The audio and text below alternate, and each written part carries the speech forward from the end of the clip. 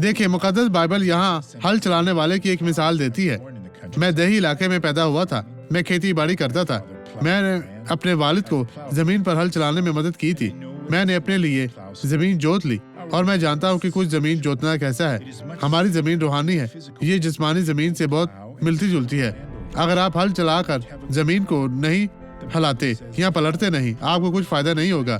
फसल बाइबल दर झैल कहती है, इमसाल 28:19, जो अपनी जमीन में काश्तकारी करता है रोटी से शेर होगा। क्या आप रूहानी तौर पर मजबूत होने के लिए हर रोज रूहानी ग़िज़ा हासिल करना चाहेंगे? अपनी जमीन पे हल चलाएं, अपने आप को मखसूस करें, खुदा से रहम मांगे। लेकिन बसालत का पेरू बहुत कंगाल हो जाएगा। इनमें समझदारी की कमी है। वो यकीनन ज्यादा दूर नहीं जाएंगे। ताहम खुदावंद आपको बरकत देगा यीशु मसीह नासरी के नाम में। अब इस शख्स को देखें जिसने बरकत पाई थी।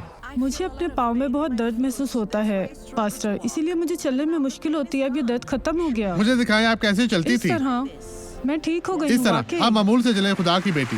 वो ठीक हो गई है वाकई। ये खुदावंद यीशु नासरी है। आए अब दुआ करें ताकि आप भी बरकत पाएं। शैतान ये खत्म हो गया है। अब अपना सारा सामान, अब अपनी सारी बदी, हर तरह की मुश्किल परेशानी आजमाइश इन लोगों की जिंदगी से दूर ले जा। चला जा, गायब हो जा, कभी वापस ना आना। मैं तुझे कह नहीं रहा, मैं तुझे हुक्म देता हूँ यीशु मसीह नासरी के नाम में। खुदावंद तेरा शुक्र हो। आप कहें खुदावंद तेरा शुक्र हो और आमीन। खुदावंद आपके साथ हो मसीह यीशु नासरी के नाम में।